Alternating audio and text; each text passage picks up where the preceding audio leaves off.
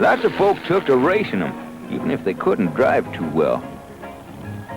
And if they couldn't find a hill, they'd make one. The speed may have been more measured, the cars more basic, the regulations less stringent and the circuits more primitive. But in the early part of the 20th century, race cars certainly provided America with plenty of thrills.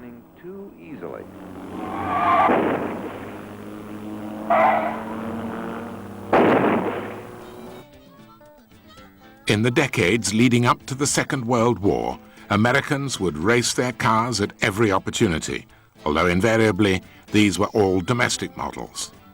There were very few British cars being raced in the US at the time.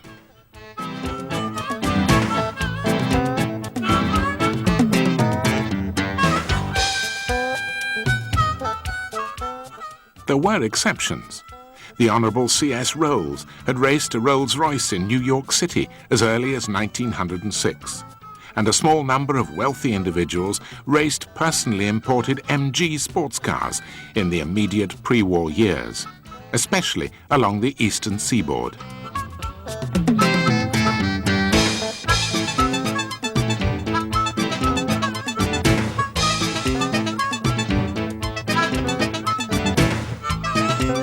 However, off the track, British cars were making an impact. From 1924 to 1939, Henry Seagrave, Malcolm Campbell, George Easton and John Cobb all brought British-made cars to either Daytona Beach in Florida or the Bonneville Salt Flats in Utah to try and raise the world land speed record. This monster of power, if not beauty, Captain George Easton is making a fresh attempt on his own land speed record per hour. This world's fastest whiz will be made at Salt Lake City. The horsepower of the bus is 3,600. And what a beautiful road tax. The most famous was Campbell, who achieved his success in the legendary Bluebird. This was the newsreel which showed one of Campbell's exploits to fascinated motor racing audiences both sides of the Atlantic. Up to the start of the war, the British drivers raised the record from 146 miles an hour to nearly 370 miles an hour, and then increased it further in the post-war years.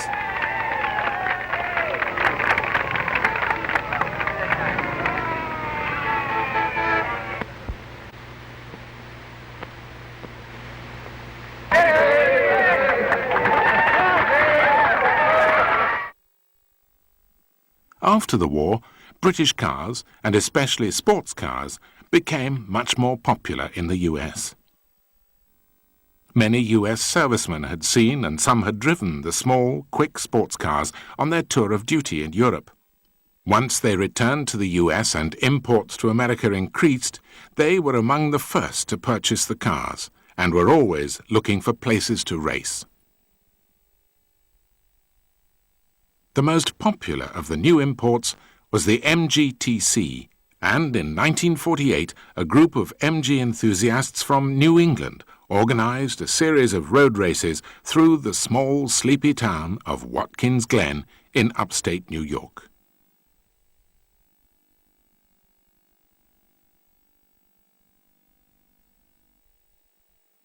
A 6-mile course was laid out throughout the town and surrounding countryside, and other enthusiasts were invited to attend. As this was the first post-war road race of any significance, it attracted huge interest among the growing American sports car fraternity, especially MG drivers. One such driver who brought his MGTC to the event was Denver Cornett, traveling more than 1,000 miles from Louisville, Kentucky, to attend. It was October 1948. We all converged on Watkins Glen, all of us that wanted to race. And there were no rules to begin with. Really, I take that back. The one rule that we had to follow was that we certainly had to have some type of crash helmet. There were no driving uniforms that anybody had to have, although I drove in an old World War II flying suit. We did have to have seat belts in our cars. which was really, to the best of my knowledge, and I think this is correct, Bill Milliken, who was the head of the aeronautical laboratory at Cornell University, was the sort of the contest board chairman at that time for this race, and he and Cameron Argetsinger planned the course, did make a little set of rules that we had to follow, like seat belts in our cars. And I'm sure that is the first race in the world where seat belts were required in a race car. And of course, the crash helmet that I borrowed from a boat race driver, a friend of mine, I didn't know it at the time, but I was going to need that very badly. And because I ended up on my head in the second lap of the first race that we had. Most of the cars that were running, of course, were TCs, because they were the newest sports car available. I mean, really, that was the finest, but now there were at least 3 of the cars that finished in front of me were supercharged TCs. The Collier brothers were driving 2 of them. Briggs Cunningham owned the car that ran 3rd overall, and it was a supercharged TC. The crowd of people that were spectating the race at 48 were people who were attracted by several different things. There were a number of people there who were interested in sports cars and had read about them, I'm sure. In fact, Ken Purdy, who was the editor of True Magazine, was there. And he had called up his friend Don O'Reilly, who was editor of Speed Age magazine. And Don was there to see his first road race. All the drivers who competed in the 1948 races were keen amateurs, racing their own cars. But the interest they generated put Watkins Glen firmly on the map. By the mid-1950s, a permanent road circuit had been built, and over the following 2 decades, many of the leading British race drivers, including Jim Clark, Graham Hill, Jackie Stewart, and James Hunt, had won races at Watkins Glen as part of the Formula One Grand Prix circus. While the exploits of the later drivers have been well recorded, this old film remains the only documentary evidence of the very first Watkins Glen racing program. And although a number of races were held throughout the day for cars of different sizes, the event for cars in the 1-litre class was so dominated by MGs that the small English sports car came in 1st, 2nd and 3rd.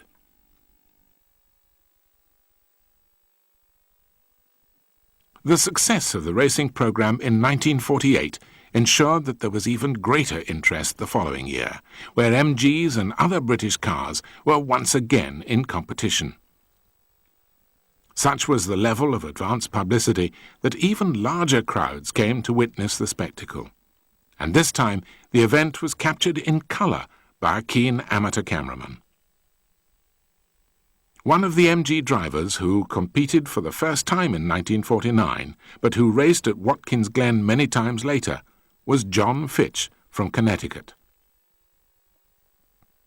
Didn't know it, but it was terribly dangerous. It was the road itself was about 6 miles around, county roads, high crown, narrow, and went through a railroad underpass with the abutments, right on the edge of the pavement, and dived down a hill past trees right on the edge of the road over the stone bridge that was designed to trip cars. It was only about 1.5 feet high, and in a curve. This bridge was in a curve, but somehow we survived, and it was very exciting. It was just wonderful. But the idea of a road race was fascinating to them because literally hundreds of thousands of people came to those early races. And that's one of the reasons that's why we did it. It was great fun. It was a big push to get the car ready and to figure out the circuit and where you could do this and where you could do that and what the competition was. And it was a big hassle. And you'd stay up half the night getting cars ready, and it was very stressful, but I wouldn't have missed it for the world. The popularity of the Watkins Glen race meetings meant that by the early 1950s, road races were being staged all over America. One of the most popular was at Bridgehampton in Long Island, where there was always a significant British presence. The turns, and there are plenty, are banked with bales of hay. That's so the speed merchants won't come to grief or pile into the spectators crowding every vantage point.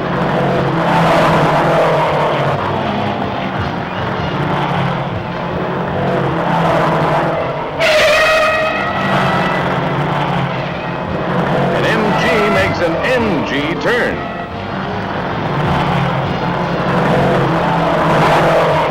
They hit well over 100 on the straightaway, and some of them slow down to -0 at the turns.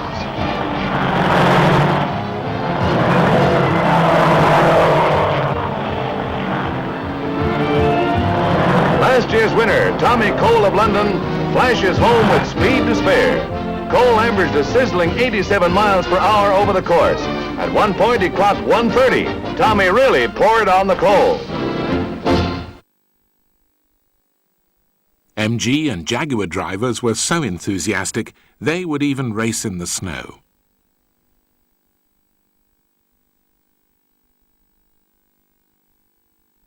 But while many of the sports car enthusiasts were just glad to hit full throttle on any open space or snow-covered field, others preferred real competition.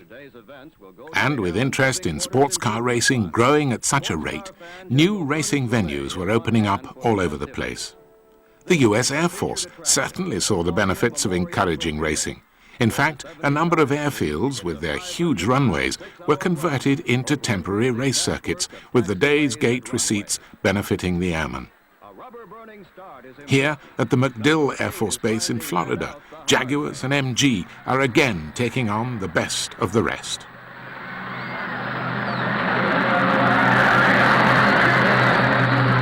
Sports car racing is strictly an amateur affair. The reward is the thrill of the race.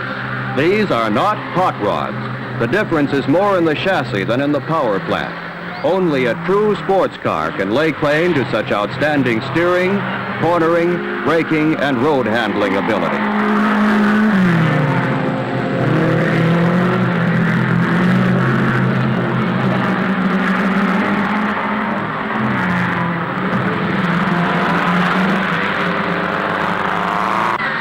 A driver can't gauge his own performance in a race. He is coached by a member of his pit crew. Front runners pass the smaller class cars time and again. That line across the track connects to a counter. It helps race officials sort out the confusion in figuring each car's position.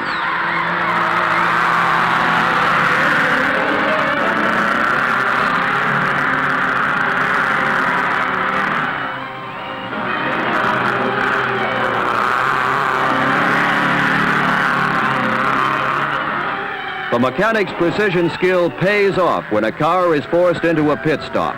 Every operation is carefully rehearsed. Every unnecessary motion is eliminated. Every step is calculated to get the car back in the running in the fastest possible time. Races are won and lost on the turn.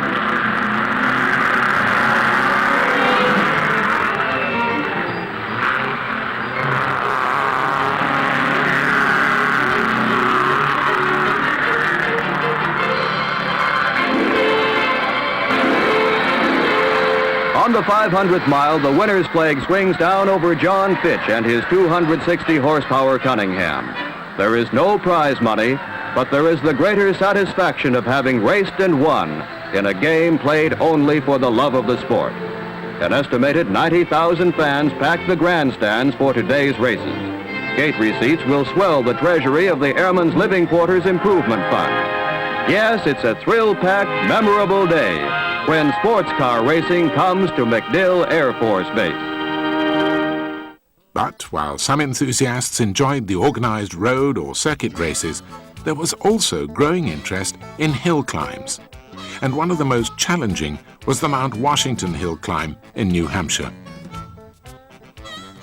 Keen enthusiasts would drive to Mount Washington from up and down the East Coast in their stock production cars, and then aim to drive to the summit in the quickest time possible.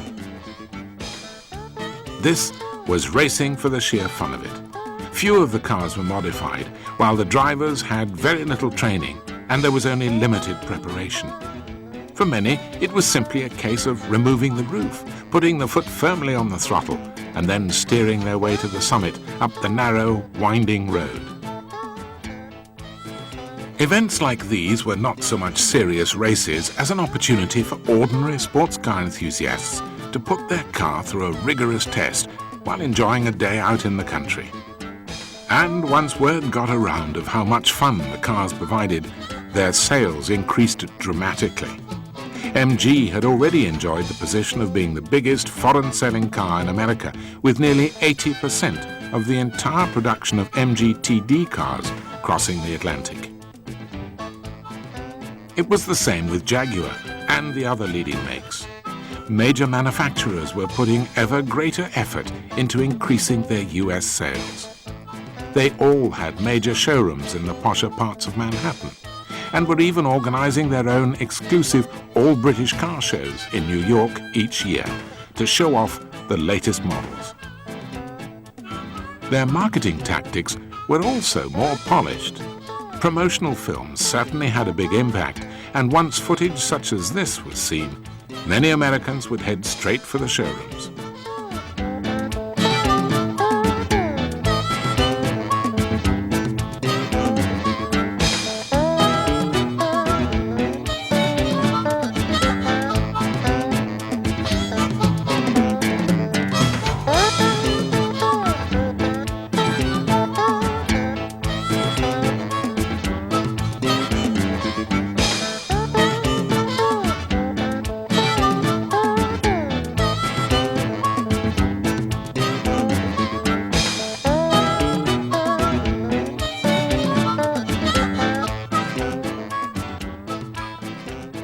Types of companies were jumping onto the British sports car bandwagon. This is the newly opened Thompson Raceway in Connecticut in 1956. And although this may look like just another race meeting, it is actually a staged race created by the United States Steel Company for an in-house training film. And there goes the flag. The race is on. It was a sign of the times that the producers chose an exclusive all-Jaguar race meeting, as these were the popular cars of the day. There were no domestic or other foreign models. The company spared no money on production quality, with plenty of use of in-car cameras as well as cameras liberally spread around the circuit to capture the best of the action.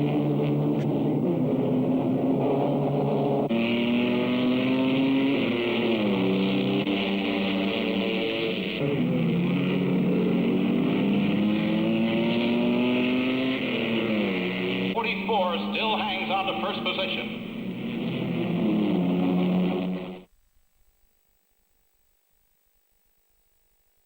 Many of the meetings were more than simply a day's racing.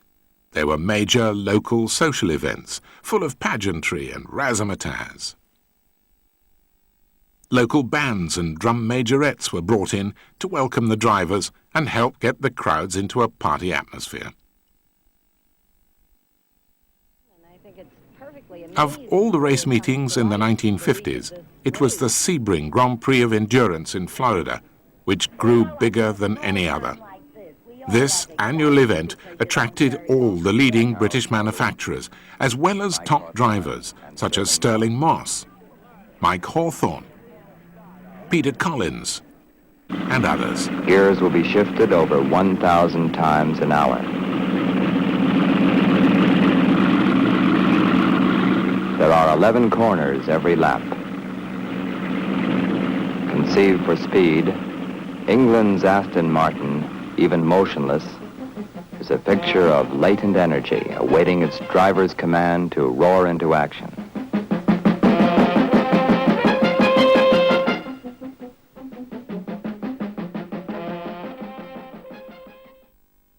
The event began in 1950 as a 6-hour endurance race, but was then increased to 12 hours, and that's how it's remained.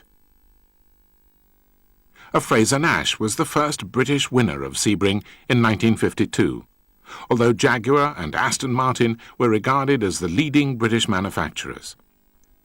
In fact, during the 1950s, C and D-type Jaguars took 2 third places, 2 seconds, as well as overall victory in 1955 in a car driven by Phil Walters and Mike Hawthorne. But many British cars raced at Sebring over the years, including AC Bristols, Austin Healey's, Triumphs, as well as MGs, Giant Jupiters, and even Morris Minors. The organisers continually strove to make the race bigger each year, and in 1957, Amoco, the main sponsor, made a documentary film of the event, and a new MGA, driven by David Ash, was the featured car. This is Sebring, jam-packed with fabulous machinery.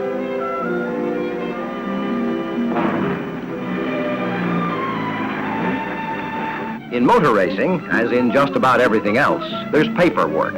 In this case, registration forms. And then into the lineup for the first hurdle, technical inspection.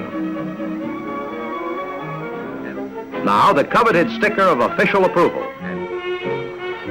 A night of restless sleep is behind the drivers, and a day of thrills lies ahead for the tens of thousands of sports car fans pouring into the course.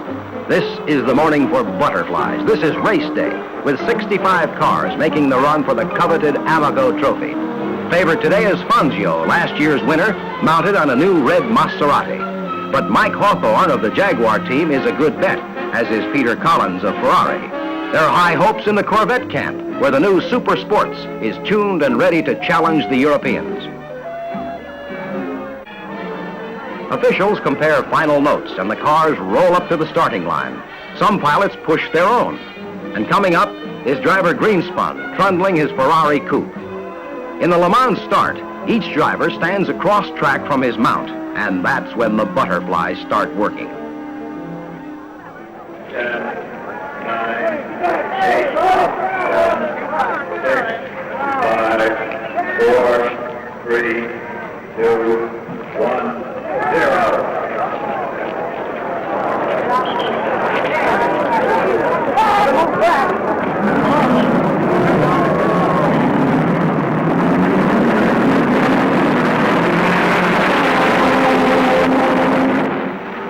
First under the bridge is Collins, a Ferrari, followed by 2 production Corvettes. Then comes Hawthorne in the Jag as the cars get rolling. Now through the chicane and into the S's. Next, full throttle into Big Bend. These first turns of the first lap where nobody gives way are motor racing's moment of truth. Now hit the brakes for the hairpin, and then throttle again to power down Warehouse straight at full bore. The hard right, then hard left of the Warehouse turns finds the field sorting into position, with Collins still leading in his scarlet Ferrari. Behind him is Sterling Moss in a Maserati. Next is Phil Hill, the Californian, in another Ferrari. Here's Hansgen in number 7 Jaguar, passing Duncan in number 2 Corvette. Now the slowdown for the U-turn, and into the main straight with everything pushed to the firewall.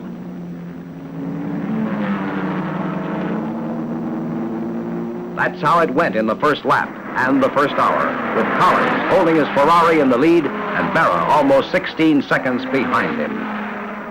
And the grind continues. 1 hour, 2 hours, 3 hours. Here comes David Ash into the pits for a fuel stop and general check on the number 51 MG. While attendants swarm over the car, David unglues himself from the seat and heads for the pit. Everything's checked, nothing's wrong, and the MG goes back into battle again, this time with co-driver Gus Ehrman at the wheel. The smaller cars are lapped repeatedly, and like this Renault, they move over for faster cars.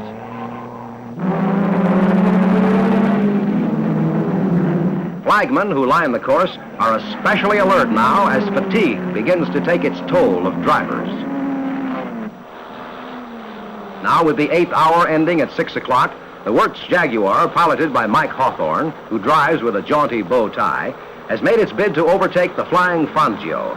But his bid must be accompanied by racing luck, for the Argentine pilot has a 3-lap lead on the Englishman, and this is just too much of a handicap. Behind the Jaguar, by a single lap, is another smaller Maserati, with Sterling Moss and Harry Schell sharing the driving chores. Schell, who ranks with leading European drivers, is now at the wheel of that car. A Jaguar wearing the white and blue stripes that are American racing colors leads a pack of cars through the hairpin. The car colors, incidentally, have a meaning. Italian entries are flaming red. British cars wear green, despite the U.S. racing superstition against that color. German cars are silver, and French machines an attractive blue. So there's a reason for color.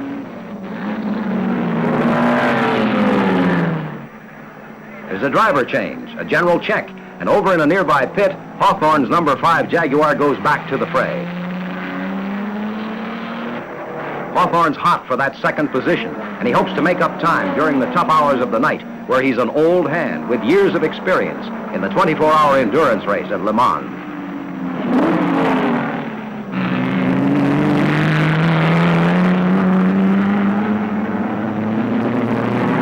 Back at the warehouse turns, we find number 7, the Hansgen Boss Jaguar, dicing with 45, a Porsche, driven pell-mell by Ken Miles, who makes a specialty of chewing on tailpipes. This is a classic example of the Miles spooking technique. And now the picture changes. The lights-on signal has been given. These are the most dangerous minutes of the day, as drivers fight to adjust their eyes to the darkness after more than an hour of squinting into the setting sun. While David Ash's MGA finished second in class, the overall race winners in 1957 were Fangio and Jean Bira driving a Ferrari, with Mike Hawthorne and Ivor Bueb in a Jaguar, a respectable third. MG enjoyed success elsewhere in America, however. In 1951, the MG company brought a new, sleek, highly modified experimental car to the Bonneville Salt Flats in Utah. The driver was 60-year-old Major Goldie Gardner, who had fought in both the First and Second World Wars and was an MG legend at the time. The aim of the Bonneville Challenge was to achieve new US and international land speed records from 50 kilometers to 1 hour. It was also seen as an opportunity to cement the company's position as one of the world's leading race and sports car manufacturers. The efforts of Gardner and his team were rewarded with a grand total of 16 new land speed records and a top average speed over the flats of nearly 140 miles an hour. 6 years later, MG came back to Bonneville to try and set yet more records. The 4-minute mile has made headlines in the track world. Now, Moss, driving an experimental MG only 3 feet high, goes after the 4 miles a minute speed barrier.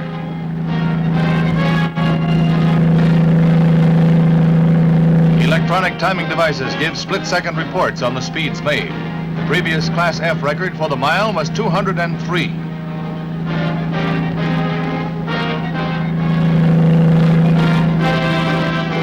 .245 miles per hour for Sterling Moss and his little roaring raindrop. Europe is represented in the Golden 500 by John Cooper of England and his lightweight rear-engine car. In early test, Australian Jack Brabham... The success of British cars in America in the 1950s paved the way for greater glory in the years ahead, and the man leading the way was engine builder John Cooper. In 1961, he brought his revolutionary rear-engined Cooper Climax car to the Indianapolis 500. Here's something different and new for car builders to worry about.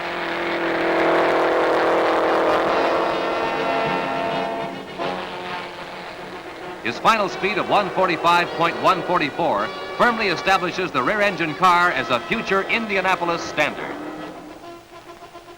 More than 250,000 racing fans see the qualifying trials at Indianapolis, the speed test that determined the starters. Indianapolis proved to be a successful venue for British cars during the 1960s. But the famous racetrack also saw some terrible accidents, with a number of leading drivers losing their lives. Despite the fatalities and the inherent dangers, the leading British drivers returned each year in an attempt to win the famous Indy 500, the most lucrative prize in motorsport. Taking a tip from European road racing cars, the top qualifiers today are piloting rear-engine jobs. The fastest qualifier is the European champ from Scotland, Jim Clark. He turns in phenomenal time on his 10-mile run, an average of 158 plus miles an hour, 7 miles an hour faster than last year's winner. 4 of the 6 top qualifiers, like Clark, have entered rear-engine cars.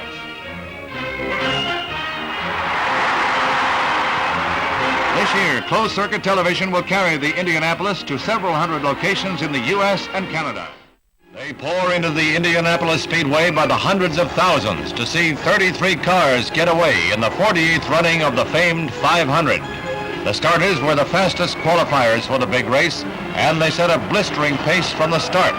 But tragedy is at the wheel right from the flag.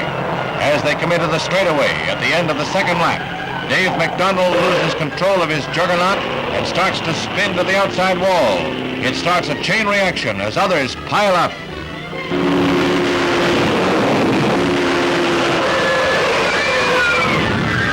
cars are caught in the disastrous accident.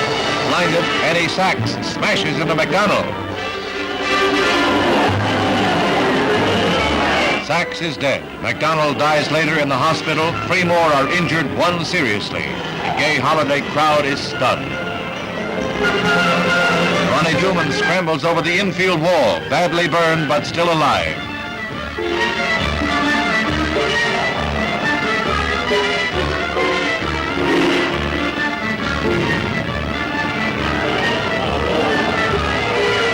The race is halted for an hour and 45 minutes to clear the track, and they resume in the positions they held at the time of the crash. Jim Clark and Bobby Marshman set the early pace, with A.J. Foyt close behind. On the 40th lap, Clark is out as a blown tire throws his rear suspension. Going back on the track after refueling, Cornelli Jones catches fire. It's some moments before he can get free of the car and roll on the concrete to extinguish the flames. Last year's winner is out of the race, though not seriously burned.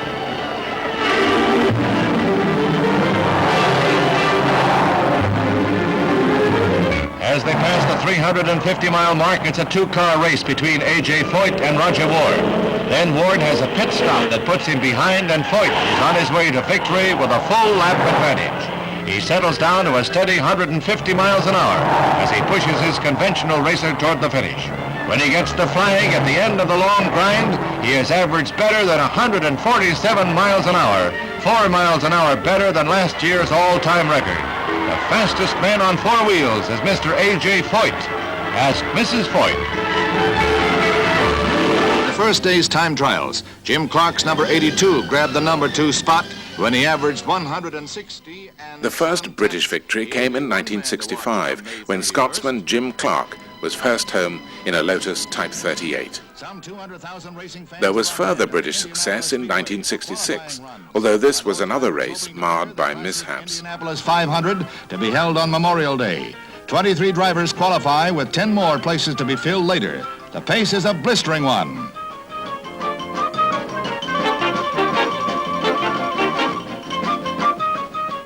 A.J. Foyt of Houston, who smashed up the day before, qualifies in a car his crew built overnight.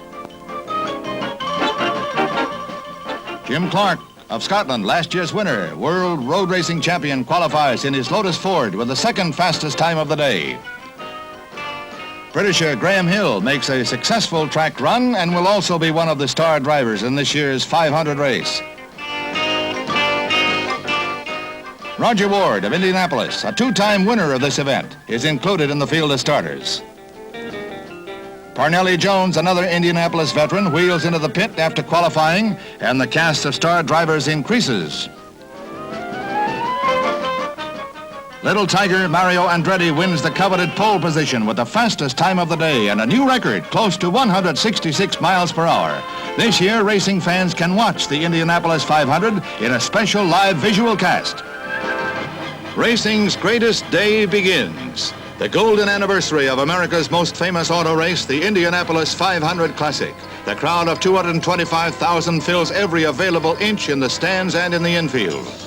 The moment of truth as the pace car leads a field of 33 of the best racing machines in the world, driven by men who comprise the international who's who of auto racing.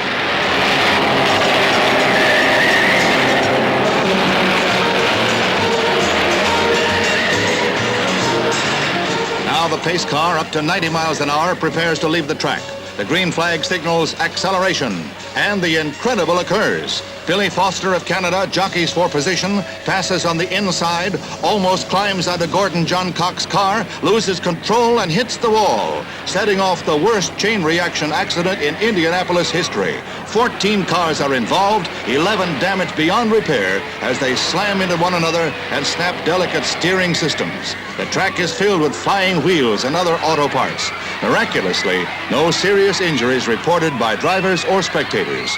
A.J. Foyt, who climbed the fence, Dan Gurney, Gary Congdon, and Don Branson are among the leading drivers whose race this year lasted only 10 seconds. The red flags are out, and the track is alive with firemen, ambulances, officials, and pit crews.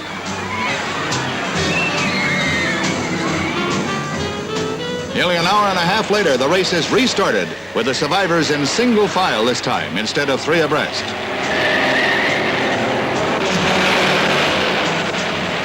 Mario Andretti of Nazareth, Pennsylvania, the fastest of the qualifiers, develops engine trouble and is forced out of the race after going only 67 miles. Another driver smacks into the wall as mishaps continue to plague this classic.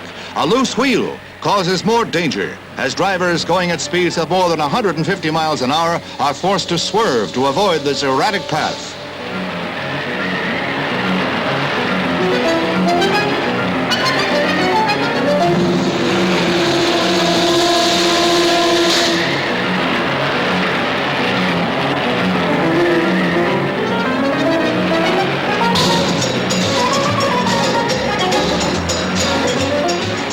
Late in the race, only 7 cars remain on the track, the lowest number ever.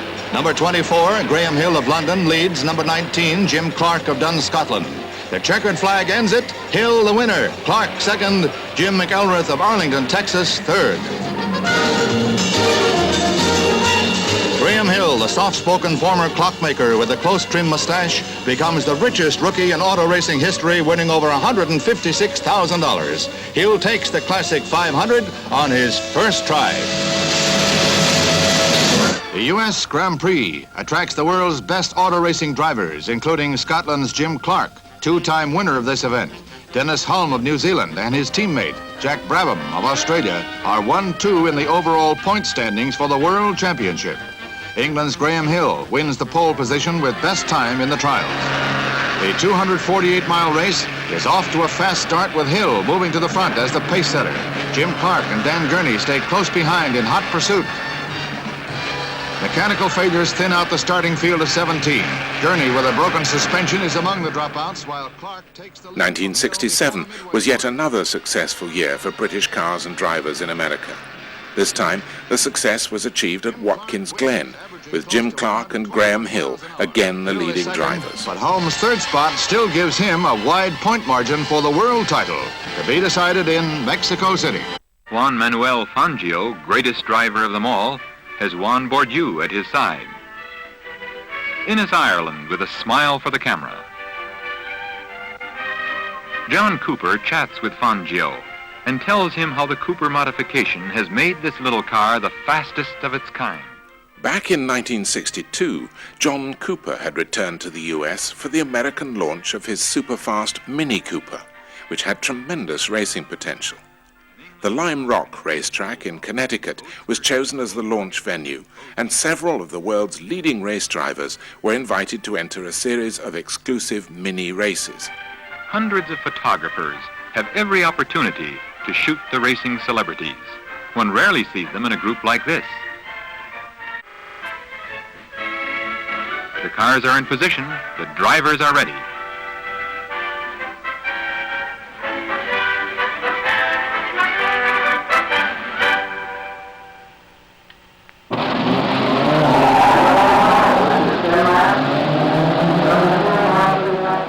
They're off on the first lap of a 10-lap race of standard 850 sedan.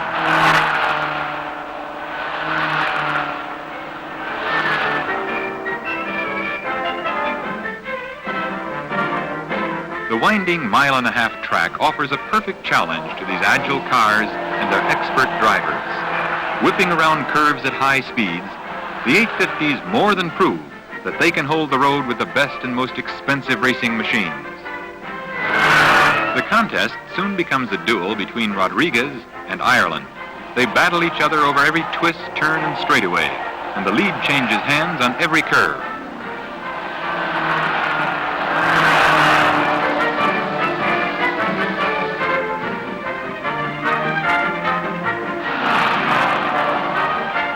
Last lap, and only inches separate the leaders.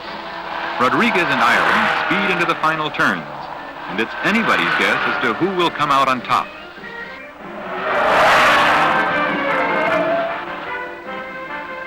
Here they come, and it's Ireland over the finish line a second before Rodriguez. Ireland's best lap time is 1 minute 28 and 6/10 seconds. That's averaging better than 60 miles per hour. In the next race, the drivers compete in Austin Coopers, souped-up versions of the 850. Whirling around the picturesque course, the cars hit speeds of almost 100 miles an hour.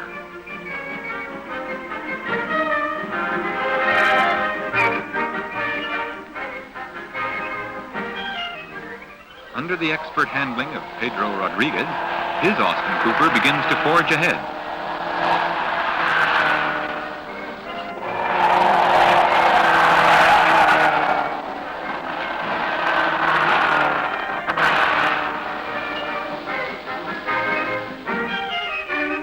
Rodriguez takes a commanding lead, with Ireland and Denise McCluggage in hot pursuit. Notice the speed with which these amazing cars zip into the straightaway. They are hitting close to 100 miles an hour. Pedro's best lap time for the day was 1 minute 29 and 9/10 seconds, an average of almost 70 miles per hour. There's no catching Rodriguez today, as he finishes well ahead of the field. Denise McCluggage is second, with Innes Ireland close behind, taking third place honors.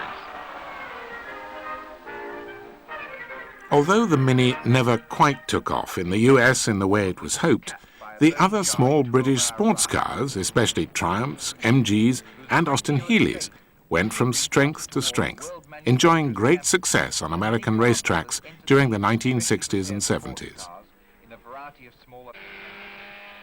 One of those who helped to oversee this success was Mike Dale, the former vice president for sales and marketing for British Leyland in the US, and later president of Jaguar Cars North America.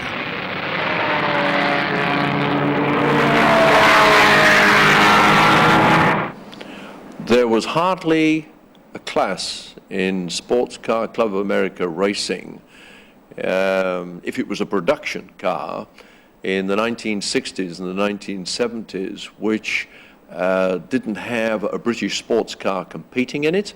And there were a number of classes where we absolutely dominated the opposition for years. And it was rare for us to come away from the national championships in Atlanta, for instance, with less than 4 or 5 national championships out of perhaps an available total of say a dozen. We were a very, very strong presence, and the cars made in those days absolutely ideal race cars for the time. We hadn't got to the point then where some of the more esoteric things of motor racing had sort of overwhelmed production racing. It was still half a production car. The cars looked like the cars that you were buying out on the road, and you could buy one, and if you wanted to put $10,000 into it, you could make a good race car out of it. Of the motor racing itself, it was the fact that the motor racing gave us two things. It gave us an aura of success, if you like, which people wanted very much when they bought a car of an English nature, or of the sporting nature. And I think the other thing it did was it allowed us to advertise in a way where you were able to say, in some sense or other, that you were number one. And that's always important in advertising. And of course, to do that with credibility, what you've got to do is to do it in an arena where it's quite clear that you're not the judge. Well, motor racing, of course, provided that arena. It was quite clear that an MGB beat the Porsche in the 1973 National Championship for E-Production, because that's what Brian Furstenau did. And there was a Porsche that was in second place, and therefore you were able to advertise that you were better. It had an overflow as well, I think, with our sales force. You know, a sales force, the marketing force is definitely like an army in the sense that morale ebbs and flows. And I believe that, that motor racing definitely helped our morale. It really did. I think that motor racing, particularly in the 1970s, was one of the keys to British Leyland survival. We actually increased our market penetration and set some tremendous sales records in the 1970s. By 1975, the NADA told us that I think we had the second most profitable franchise in the United States. It was always important for the British car manufacturers to sell performance. The sports cars, the high-performance cars, were the ones that were most saleable in this country, so that the racing formed a huge part of anybody's marketing budget. Because if you won on Sunday, you could sell on Monday. Long time phrase. And it was literally true that people would watch the race results and buy the car that won most often. And even those who weren't interested in racing liked the idea that this was a high-performance car. The British marketing executives in New York were duly praised for the significant sales they achieved, but the leading race drivers deserved just as much credit. And there was no driver who gave as much support to the British effort than Virginia-based Bob Tullius. From the early 1960s, when he was racing and winning in his own Triumph TR3, until the late 1980s, Tullius formed a hugely successful partnership with Britain's leading sports car makers, which resulted in a string of race victories. Such was the faith the manufacturers placed in him that in the early 1980s, when the sale of Jaguar cars had slumped alarmingly, they entrusted Tullius with the almost daunting responsibility of helping to save the company. They chose him as the lead driver and race manager of a major program to get a brand new Jaguar race car back to the top of the podium, hoping this would help reverse the company's troubled fortunes in the US, the most important market. Tullius helped design the new car, named the XJR5, and enlisted the highly promising Canadian Bill Adam as his co-driver. In turn, Jaguar decided to make a film of the car's achievements as it challenged the leading American and other European manufacturers at race circuits across the country. No one knew what to expect. The Jaguar prototype had never faced a single opponent. But the team knew one thing from experience. Development is a discipline. You must walk before you can run.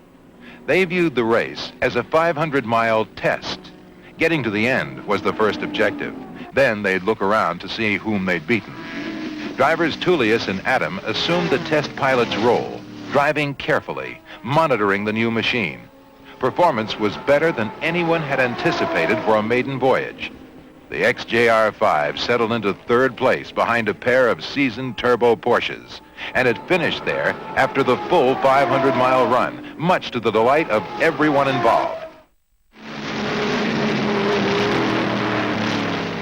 Next stop, a tight 1.7-mile course along the Miami waterfront, the first Grand Prix of Miami, designed to give spectators an intimate look at world-class racing. In a Monaco-like atmosphere, this spectacular unfolded perfectly.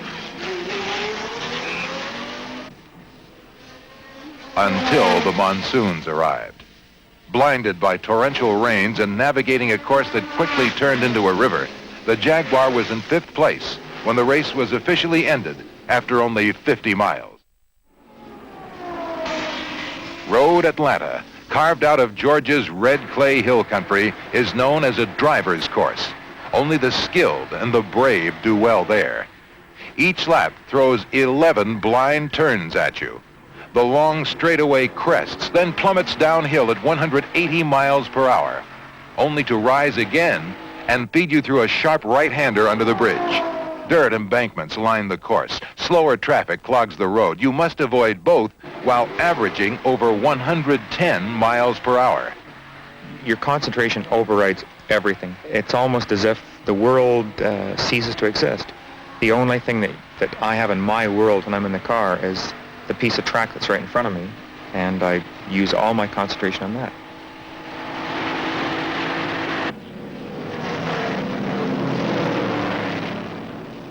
Scattered rain fell in qualifying, upsetting the team's strategy. The XJR-5 had to start the race well back in the crowded field. 59 cars began the 500-kilometer run. Efficiently, effectively, the Jaguar prototype made its move. Shrugging off hits from other cars, it ran down the opposition one by one. Porsche, March, the pair of factory-backed Ford Mustangs, the V8s from Cosworth and Chevrolet, until there was no one left. Jaguar was on its way to victory.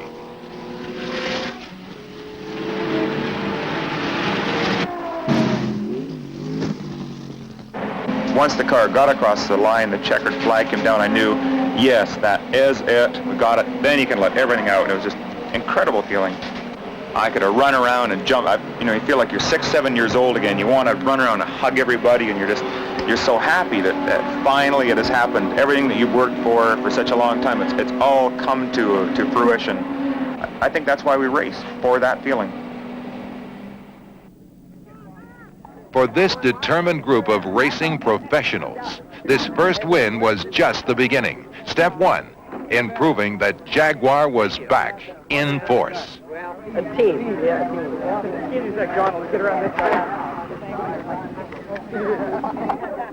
Tim, are you happy today? Oh, God, is it fun? It's fantastic. There's just nothing like it, is there? I can't believe it. Memorial Day at Lime Rock, Connecticut. This afternoon of racing was divided into 3 100-mile sprint races, a format that appeared to favor the turbo-assisted Porsches, or so it seemed. GT Series points leader Al Holbert in the CRC Turbo Porsche pulled away to an early lead during some of the most competitive race action of the season. That's when the quick laps are. You may be approaching a corner at 200 miles an hour, and it doesn't seem frightening. You know exactly what you're doing. You have confidence in your own ability in your car and what the crew has done on it. And things are very orderly. And you're following this very smooth flow that you've developed, and invariably find that's when the fast laps are.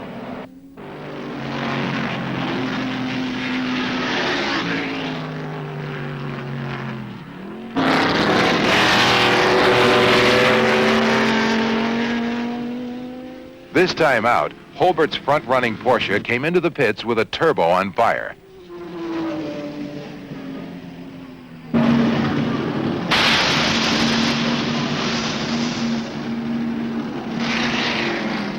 Before it was back on the track, the Jaguar was on top by a full lap. It really dances on the back end. Okay. So if we can do it without buggering up rear brakes. All right, right now we're in good shape to run easy the last session. Yeah. We got lap on everybody, several on Holbert. They got back out after they put the fire out. During the final 100-mile sprint, the rains came. Driving to protect his lead, Tullius pushed just hard enough to take the checker in first place. Having won the first one was not really proof that we had accomplished our goal. The Lime Rock race seemed to prove that we in fact were contenders and we were capable of winning, that the one race that we won wasn't a fluke, and that we had overcome our difficulties. More proof was on the way. At Mosport, Tullius put the XJR-5 on the pole and then led the race from start to finish. Then came Pennsylvania's mountain course, the Pocono 500, and another head-to-head duel with the GT points leader Al Holbert. 60-75 because sometimes you want to go faster depending upon what gear you're in. Well, no, but what we don't want to do is accordion the guys in the back. Well, you can see what's going on, and you go as fast as you can. Okay. I'll be there. Okay. I figured that. Holbert arrived fresh from a victory at the 24 Hours of Le Mans. Once again, Tullius put the Jaguar on the pole, a full second faster than Holbert's turbocharged CRC Porsche. Jumping out to an early lead, the Jaguar forced the early pace, with Holbert's Porsche hanging on.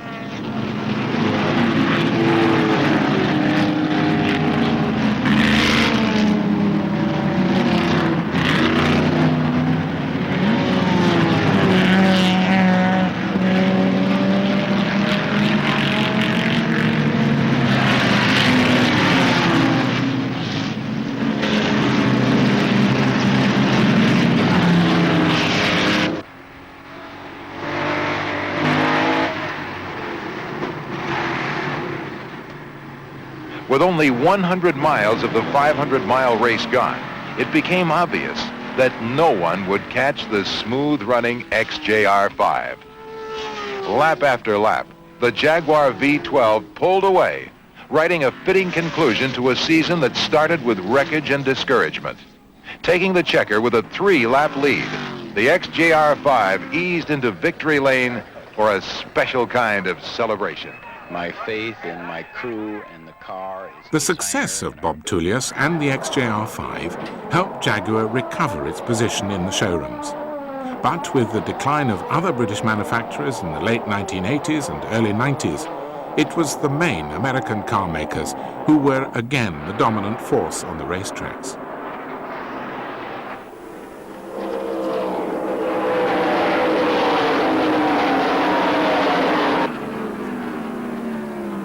However, British cars had certainly left their mark on American motor racing folklore. I was going to take that off of there. Quit next And the cars have not been forgotten. In fact, all across the US, a huge band of loyal owners have been responsible for ensuring classic British sports cars have played a prominent role in the growth of the vintage sports car movement. Virtually every weekend of the year, at racetracks such as Lime Rock, Grattan, Mid-Ohio, Road America, Summit Point, Willow Springs, and many others, classic Jaguars, Minis, MGs, Triumphs, Austin Healey's, Sunbeams, Lotuses, and other British models compete against the rest. This is a very different kind of racing. Here, the individual drivers have to fund their own racing dreams. But despite the high costs, the small crowds, and the tiny prizes, the thrill of the competition still provides a huge reward. Well, you guys did it. The grass down the road coming in.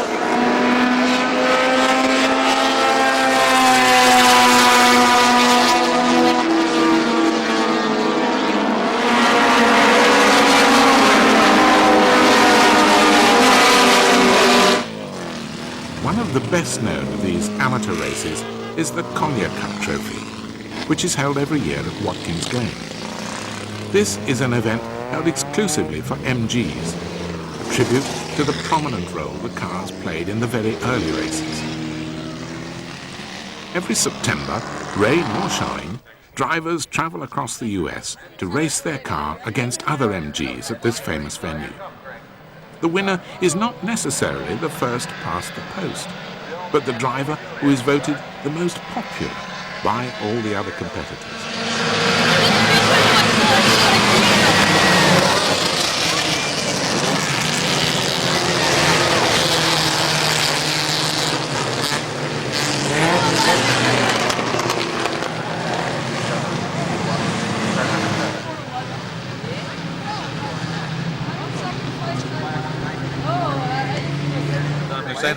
Looks like it.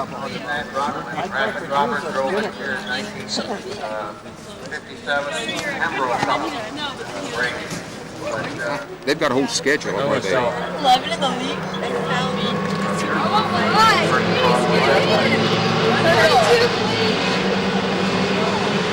There's our 11 car. But few of the die-hard amateurs who race British cars today are as enthusiastic as Tom Cotter from Charlotte, North Carolina. For years, he's been taking his 1957 Morris Minor saloon to race meetings up and down the East Coast. He's a member of the Sports Car Vintage Racing Association, which means the car can only have period modifications. Inside the Minor, it's more a case of serious fine-tuning than any high-tech wizardry. Some of the modifications undertaken to improve safety and performance from the original production car include a removable steering wheel, smaller tires, an aluminium radiator, competition valves, and an onboard firefighting system. Of course, there's also been major tinkering with the engine, certainly not designed for high speed on American racetracks. The competing cars here are from Europe, Japan, and America, and all of similar age. Although all these drivers have the same desire to win, this is racing for the sheer love of the sport. For many, just completing the full 12 laps with their car still in one piece is prize enough.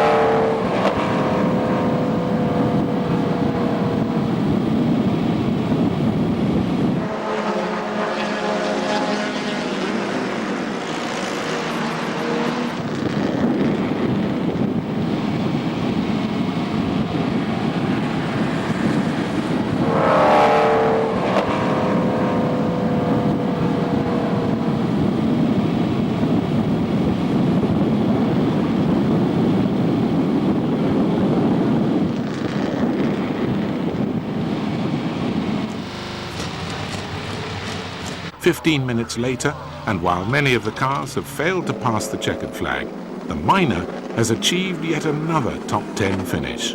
Not bad for a 40-year-old British saloon under the scorching American summer sun.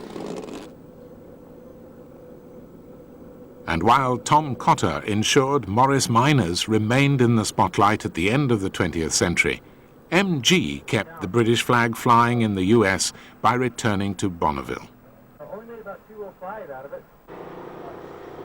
40 years after Sterling Moss set his record, MG were once again back at the Salt Flats.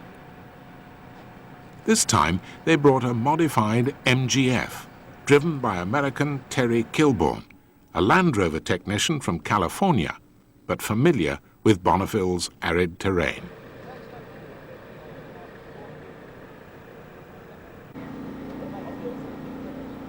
After a number of slower runs of around 190 miles per hour, Kilbourne finally achieved an impressive average speed of more than 217 miles per hour over the flats, nearly 100 miles an hour quicker than a stock MGF, and making this car the fastest production MG in history.